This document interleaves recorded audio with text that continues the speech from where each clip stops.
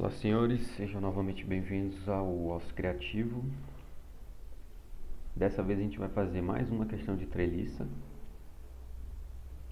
né? Questãozinha do livro do Hibbeler, 14ª edição aí. Um livro muito bom.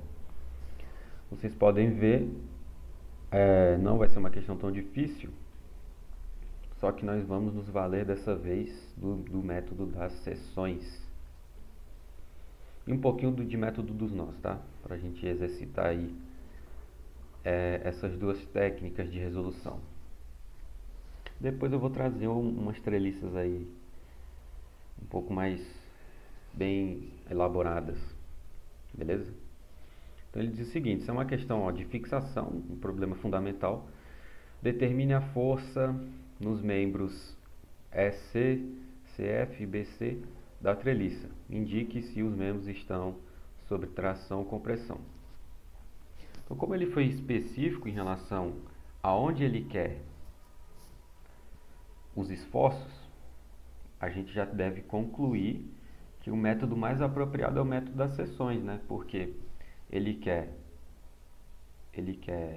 os esforços aqui, FE, né? Ou EF é a mesma coisa, BC e CF. Então, resolver pelo método dos nós não é muito prático, porque eu teria que percorrer toda a treliça até chegar nesses membros, beleza?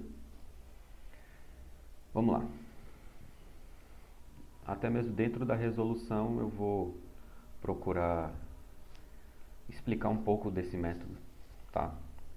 A gente começa pensando o seguinte: como ele quer que a gente descubra os esforços nesses membros aí, eu vou ter que cortar a treliça aqui, ó. Então a gente vai fazer uma seção aí. Vou usar essa nomenclatura aqui, tá? De desenho técnico, que eu acho que o Hibbeler usa também. Que é só especificando o plano de corte, tá bom? A figura está em 2D aqui, mas vamos pensar nesse sentido. E ela ficaria mais ou menos dessa forma. Vou tentar desenhar aqui da melhor forma possível.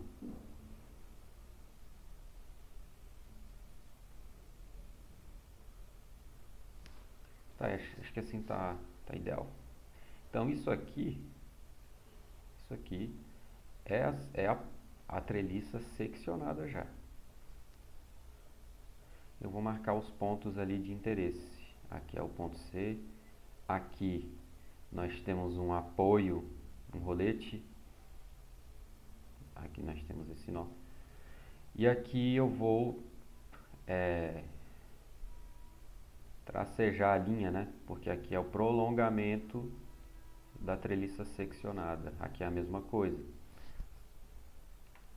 Aqui nós cortamos a treliça. Tá aí. O bom desse corte que eu fiz é que ele contém todos os elementos pedidos na questão. Vai ter exercício que isso não vai ser possível, né? A gente tem que pensar num corte aí mais inteligente possível. E o legal do método das seções é que a gente pode, melhor, a gente deve, né?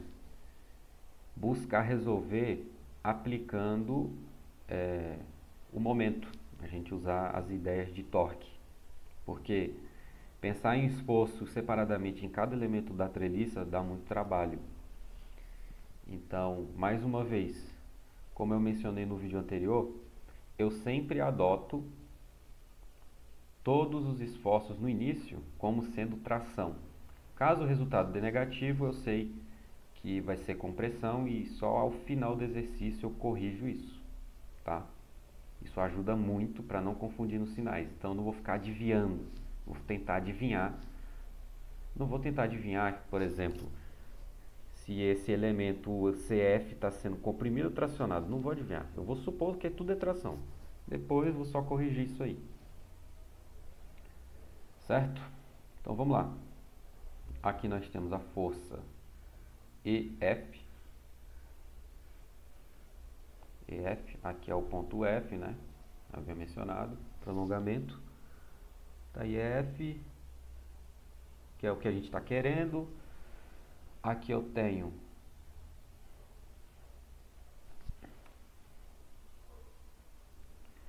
força CF, que também a gente está querendo. E aqui o BC.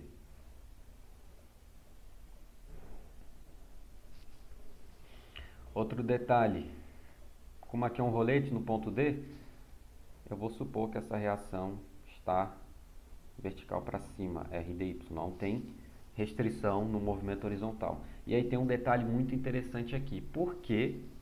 Por que eu escolhi começar essa treliça resolvendo ela pelo lado direito e não pelo esquerdo?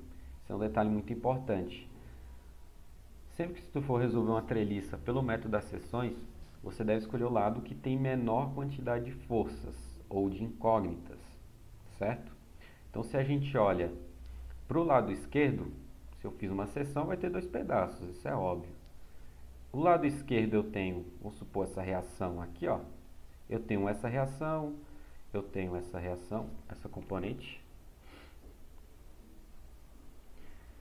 E eu tenho essa força aqui, esse carregamento, né? Então, no total, eu tenho 3 forças do lado esquerdo, né? No lado direito, eu só tenho a reação em D, ou reação em Y no ponto D, RDY. E essa força externa, ou seja, eu tenho 2 forças. Então, vai ser melhor analisar a treliça pelo lado direito. Tá bom? É o mais ideal. A mesma coisa se eu tivesse cortado essa treliça aqui, ó, cortada ao meio aqui. Aí você tem que avaliar onde é que é melhor, avaliar a treliça, a parte de baixo ou a parte de cima. Beleza? Aqui é 30 graus. E aí, como eu avaliei o lado direito da treliça, eu vou ter que descobrir essa reação. E aí, para descobrir a reação, a gente tem que avaliar a treliça como um todo. Então, avaliando a treliça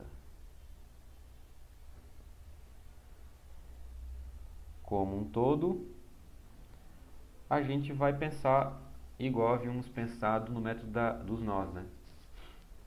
Que para descobrir as reações dos apoios, a gente olha a treliça total. Então, como eu havia escrito aqui, eu tenho essa reação RAY, vou supor para cima, e essa reação AX. E aplicar os somatórios aí, né? As equações de equilíbrio, as condições de equilíbrio, melhor dizendo. Somatório das forças em Y precisa ser zero, se somente se RAY mais RDY for igual ao que está tudo para baixo, né? Que no caso é 600 newtons. Somatório das forças em X, aqui é mais sossegado, né? Porque não tenho nenhuma força horizontal contrária à reação no apoio ali em X, então RAX tem que ser zero para que esteja em equilíbrio na horizontal. E por fim, o somatório dos momentos. E aí eu vou pensar no ponto A, né? Onde eu tenho mais incógnitas.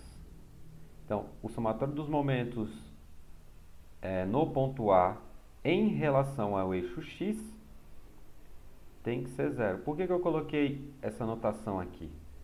Porque é o seguinte, essa treliça está em 2 planos, né? Ela está num plano bidimensional, então ela está nesse sistema de coordenadas cartesiano aqui. Então a treliça a gente está analisando se ela está rodando em torno do eixo X. Eu só estou sendo um pouco mais específico quanto a isso, porque quando a gente estuda, por exemplo, treliça em 3 dimensões, você exercitar essa ideia é muito positiva, para não ter dificuldade em treliças espaciais, né, que é o caso mais próximo da realidade. Então a gente está analisando essa treliça rotacionando em torno do eixo X. Se e somente se, vamos lá. O ponto fixo é o ponto A. Essa força de 300 newtons aqui realiza um torque horário, então é negativo, né? Lembrando que eu estou adotando como positivo, esse aqui é o meu referencial, tá? Positivo. Para o momento e as coordenadas, tá lá. Então, sentido horário vai ser positivo, anti-horário, ou sentido horário negativo, sentido anti-horário positivo. Então, menos 300 vezes 2. A outra força de 300 newtons também, menos 300 vezes 4. E a reação em Y, RDY positivo, né? Tende a girar a treliça no sentido anti-horário. RDY vezes 6, tudo isso tem que dar zero. Vamos arrumar essas contas aqui, fica o seguinte, ó. RDY é igual. Fica menos 600 menos 1.200. Aqui vai dar 1.800, né? Passando para outro membro, dividido por 6. Já era de se imaginar esse resultado de 300 newtons, porque pela geometria do problema, a treliça possui uma boa simetria. Você olhar o plano que contém o nó F, a treliça é simétrica, né, em relação a esse ponto. E a gente descobriu a reação que a gente queria, né, que é o RDY, para poder usar no método das seções aqui. Então, bora continuar aí. Resolução.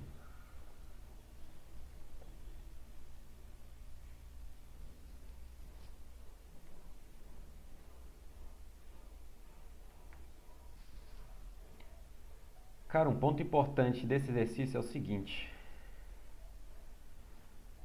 Aqui, esse ângulo ele disse que era φ. E aí tem um ponto importante dessa questão, que é a descoberta desse ângulo φ aí, tá? É de boa, é sossegado descobrir esse valor, só que é legal provar, né? É legal quando a gente tem a justificativa do porquê tá acontecendo algumas coisas. Então vamos lá. Pela simetria, o que eu faria numa questão de prova, se isso aqui fosse em nível de prova? Eu ia argumentar, eu não sei se seria cartear isso, né? Mas eu iria argumentar o seguinte: a treliça está dimensionada para ter todas essas barras aí no mesmo tamanho. Vocês há de concordar que não tem como essa barra aqui ser diferente dessa, né? Não pode, porque senão a treliça vai ficar meio torta, meio esquisita, né? Não fecha aí a questão de estabilidade. Então, a partir disso, eu já ia supor uma certa simetria e ia dizer que esse triângulo BCF aí é isósceles. Mas tem que provar, né? Nós temos que provar que ele é isósceles. Como é que a gente vai fazer isso? É só tu olhar para o triângulo grande, ó. Só tu provar. Ou melhor, só tu olhar para o triângulo AFD e ver que os dois ângulos da base são iguais. Ou seja, o triângulo AFD é isósceles. Se ele é isósceles, existe uma propriedade dentro da geometria plana que diz o seguinte: a altura, né, se eu baixar essa altura em relação ao ponto F do triângulo isósceles, essa altura a gente consegue provar que ela é mediana e também é bissetriz. Ou seja, esse ângulo é igual a esse, né? São bissetriz, né? Bissetriz, esse ângulo é igual a esse, metade do ângulo todo. E como essa altura está em relação ao triângulo grande, eu vou chamar esse pé da altura de Hzão. Esse pedaço aqui, ó, ele é metade da base do triângulo, então é 3. A gente consegue demonstrar isso com congruência de triângulos, tá? Não é nem com... É com semelhança, mas semelhança de triângulo é diferente de congruência de triângulo. Então nós temos que, se o segmento FH, quando ele cai aqui, ó, na base do triângulo, também é mediana, é uma mediana, vai dividir a base em dois pedaços iguais. Se tudo de A até H é 3 e esse pedacinho é 2, a gente consegue concluir, tipo, bem rápido, que isso aqui é 1, né? Óbvio, 1 metro. E aí com isso a gente termina o exercício, né, basicamente. Por quê? Porque eu já consigo encontrar esse valor de φ, como eu mencionei, né? Esse triângulo aqui, ele é isósceles. Porque você pode reparar, ó, essa altura do triângulo grande também é a altura do triângulo pequeno. E dá pra gente provar que se esse ângulo e esse ângulo são iguais, esse daqui também tem que ser φ, né? Então, se eu olho para o lado esquerdo, é a mesma coisa que eu estou olhando para o lado direito. Logo, esse triângulo BFC, ele também é isósceles. Certo? Para a gente descobrir esse valor, vamos pensar o seguinte. Vamos pegar aqui, ó, cosseno de 30. Olha para o triângulo AFH. Beleza? Pega a tangente de 30, melhor dizendo. Tangente de 30 vai ser igual FH dividido o cateto oposto pelo adjacente, né? Dividido por 3. Tangente de 30 é raiz de 3 sobre 3. Simplifica aqui dos dois lados. FH é igual a raiz de 3 metros. Acabou o exercício, né? Porque se eu sei a altura e sei esse pedaço, eu consigo dizer quanto que vale esse. Mas isso não nos interessa. O que nos interessa é encontrar o ângulo φ. Né? Não exatamente encontrar o ângulo φ, mas encontrar o seno e o cosseno dele. Por quê? Porque essa força aqui e essa, ou melhor, só essa FCF aqui, vai ser decomposta. A gente vai ter que decompor ela. E aí precisa do cosseno e do seno. Portanto, vamos lá, o seno de φ vai ser igual. Lembrando que aqui é φ também, tá? Seno de φ é cateto oposto sobre a hipotenusa. Só que a gente tem que encontrar o BF ainda, né? Vou fazer um Pitágoras rapidinho aqui, ó. Pega o triângulo BFH, faz um Pitágoras aí, ó. BF ao quadrado é igual FH ao quadrado mais BH quadrado. Quem é FH quadrado? FH é raiz de 3, então raiz de 3 ao quadrado mais BH é 1, fica 1 ao quadrado. Isso aqui vai dar, raiz de 3 ao quadrado é 3, 1 ao quadrado é 1, fica 4. Isso implica que o BF é 2 metros. BF é 2 metros. E aí eu consigo agora encontrar, né, o seno e o cosseno. Pego o seno de φ, vai ser cateto oposto sobre hipotenusa. Oposto é o raiz de 3 sobre hipotenusa, que é 2. Cosseno de φ, cateto adjacente, que é 1, hipotenusa, que é 2. Ou seja, cosseno de um ângulo que dá 1/2 positivo. No primeiro quadrante só tem o φ igual a 60, né? Por isso que eu disse, não era necessário descobrir o φ, mas se tu quiser, né, implica aí que o φ é π sobre 3, 60 graus. Então, feito isso, mexido um pouco na geometria do problema, agora a gente pode estudar a treliça de fato. Então, vamos lá, ó. Olhando assim bem rápido, dá para descobrir que dá para pegar o somatório dos momentos em relação ao ponto C. Por que eu estou pegando em ponto C? Porque o FBC e o FCF não realiza torque nesse ponto, somente o EF. Então eu já consigo descobrir um dos membros lá que ele está pedindo no exercício. Então vamos lá, ó. Lembrando isso aqui é 90 graus, tá? O FCF, o FEF, melhor dizendo, essa força aqui, ó, ela tende a girar a treliça nesse sentido, em relação ao ponto C, sentido anti-horário. Então é positivo, né? Então, FEF, qual é o braço dessa força? O braço é a distância perpendicular à linha de ação de força. Que distância é essa daqui? Tem que descobrir, né? Tem que descobrir essa distância. Ou seja, tem que olhar para esse triângulo aqui, ó. Aí fica cegado. Por quê? Pega o triângulo CED. Aqui é 90, né? Pega o seno de 30. Seno de 30 vai ser cateto oposto, que é o CE, que a gente está querendo, dividido pela hipotenusa, que é 2. Seno de 30 é 1/2. Simplificou, ó. O CE é igual a 1 metro. Então, esse CE aqui, esse braço, é 1 metro. Então, vezes 1. Show? Força BC não realiza torque, CF também não, porque a distância até a linha de ação de força é nula.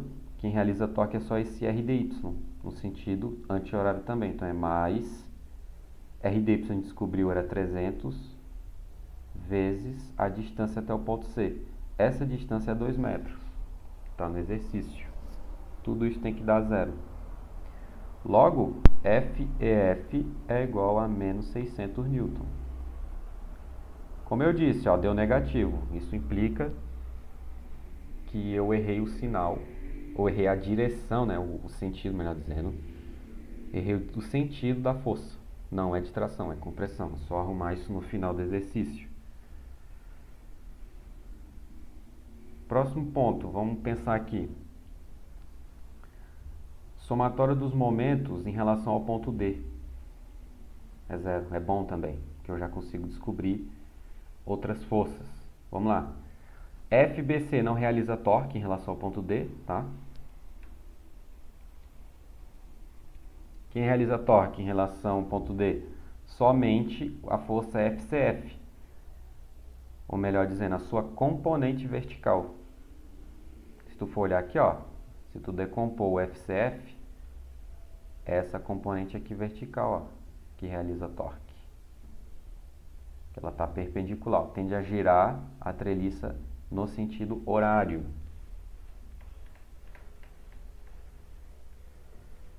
Então é menos FCF seno de θ, que é a componente vertical da FCF. Seno de θ, ou seno de φ. Vamos lá. Ah, tinha uma força externa aqui ainda, hein? 300 newtons. Ela não vai influenciar em nada no último momento que eu fiz, porque era em relação ao ponto C. E ela está aqui no ponto C, então não realiza torque. Só que aqui ela vai realizar torque, hein? Ela vai girar a treliça no sentido horário, ou no anti-horário. Então é positivo. 300 vezes 2 igual a zero. Passo o FCF para lá. Então FCF vai ser igual a 600 dividido pelo seno de φ. E a gente já calculou o seno de φ, né? O seno de φ é raiz de 3 sobre 2. Vai ficar como? Mantém o primeiro e multiplica pelo inverso do segundo. Aqui eu vou racionalizar o raiz de 3. Multiplica em cima e embaixo por raiz de 3. Aqui dá 3, aí o lado de cima repete. Fica 600, opa. Fica 1.200 raiz de 3 sobre 3. Aqui simplifica por 3, né? Dá 400. Portanto, FCF é igual a 400 raiz de 3 Newton, positivo. Então, acertei o sentido, é tração. Beleza? É tração. E aí o legal dessa questão, por que eu resolvi fazer ela, né? Porque ela vai combinar os dois métodos. Então nós conseguimos descobrir com uma certa facilidade esses dois esforços, só que o BC eu vou ter que dar uma volta a mais. Vou ter que dar uma volta a mais. Porque não dá para me calcular, fica muito ruim calcular o momento em relação ao ponto E. Porque não tem nenhum eixo ortogonal passando aqui por ele, né, que seja bom para essas forças. Eu teria que mudar o meu referencial. Ou seja, teria que rotacionar o eixo XY, ia dar mais trabalho. Dá para fazer. Só que vamos dispensar isso aí. Vamos olhar aqui agora. Como é que fica o próximo? O último esforço. Vamos olhar como é que vai ficar. Para mim encontrar, vamos olhar aqui, para mim encontrar a força BC, vamos olhar esse nó C. O nó C possui esses seguintes esforços, ó. Tem isso aqui, tem isso, né? Tem um FCF que a gente já encontrou, tem um FBC que eu quero, tem essa força CE e tem essa força CD. Poxa, tá ruim, né? Tá ruim. Só que aí, para quem está estudando um pouquinho mais de treliça e acabou caminhando bem pelas questões de método dos nós, vai reparar o seguinte: antes de você tentar resolver esse nó aqui, você tem que observar que o membro CE é um membro de esforço nulo. Então não seria interessante você começar a olhar pelo nó C. Eu fiz isso propositalmente, porque senão você ia chegar numa indeterminação aqui, né? Melhor, num sistema indeterminado, você ia ter mais incógnitas do que equações. Então, olhando para o nó C, só para provar, ou o nó E, no caso, para provar que esse membro CE é um membro de esforço nulo, né? É só tu olhar aqui, ó. Tem as regrinhas, claro, tem as regras, se você bater o olho você vai conseguir afirmar. Só que eu estou provando aqui o porquê, né?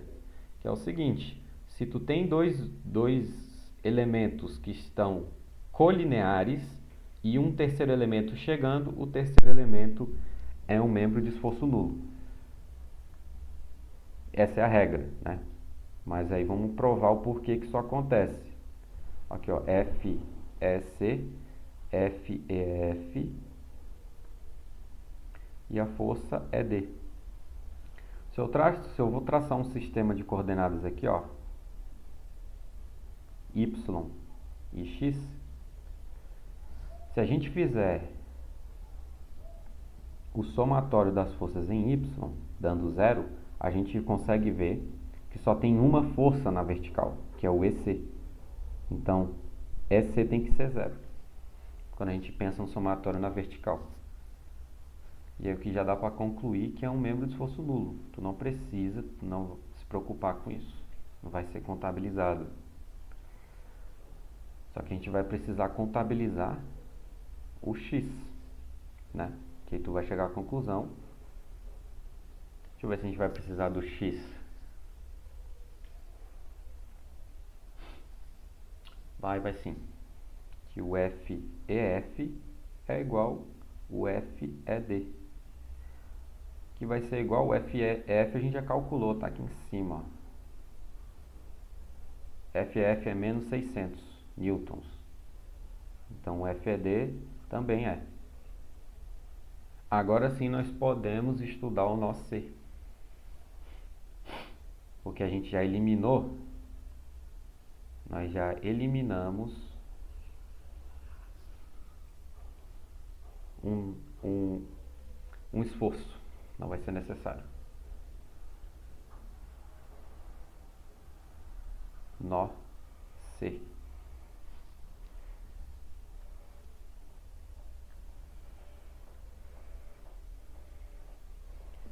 Então tu vai vir aqui e vai apagar isso, né? Já era. E aí por que eu descobri o FED, né? Por quê? Deixa eu ver aqui. Acho que... Será que vai ser necessário? Eu nem sei, acho que não.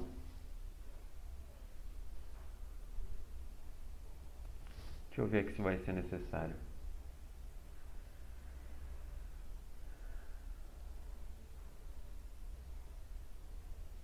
Deixa eu ver, cara. Vai ser necessário sim.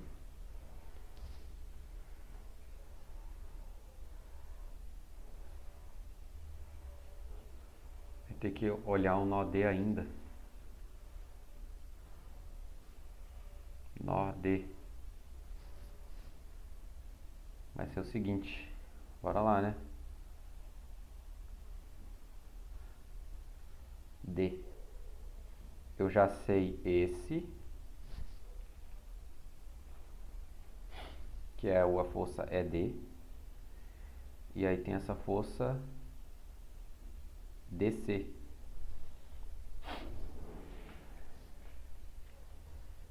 E esse ângulo aqui a gente sabe que é 30 graus, então aqui fica bem rápido de determinar. O somatório das forças, aqui eu vou pegar logo em x, tem que ser 0. FED cosseno de 30, né, que é a componente horizontal, tem que ser, ou melhor, tudo negativo, né? Meu sistema de coordenada está esquerdo negativo. Menos FDC é 0. O FED a gente viu que era 600, né? Então fica menos 600 cosseno de 30, raiz de 3 sobre 2.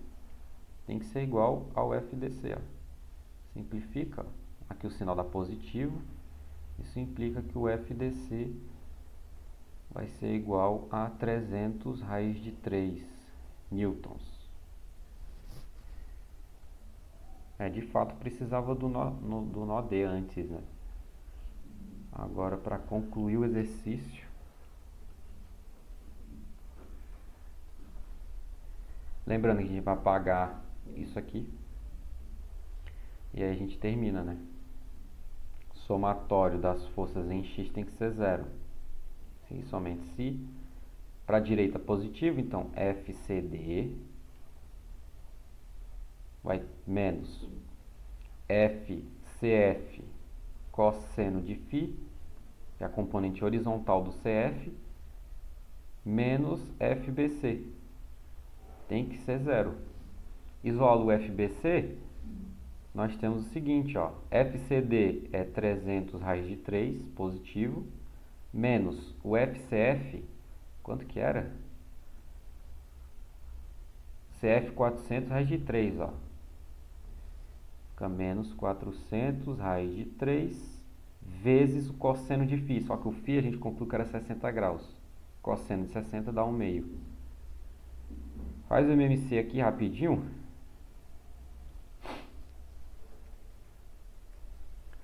Fica... multiplica lá em cima 2, né? Fica 600 raiz de 3 menos 400. Dá 200 raiz de 3 newtons. Força BC. Tração. Tá? E aí com isso a gente consegue finalizar essa questão, que é uma questão muito boa, porque ela vai exigir os dois métodos. E lembrando, você não precisa calcular as reações nos apoios se não for necessário. Você tem que saber avaliar isso aí, todo exercício. Será que é sempre necessário utilizar reação no apoio, calcular tudo? Não. Não, nem sempre é necessário. E aí só para marcar aqui, bora lá.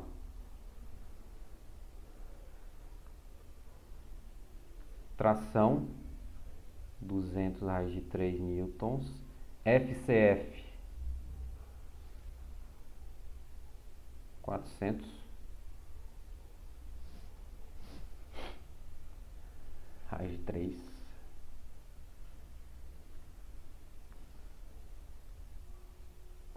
Raiz de 3. E EF, descubro lá em cima, né? EF menos 600 newton. Vou mudar a cor, porque é compressão.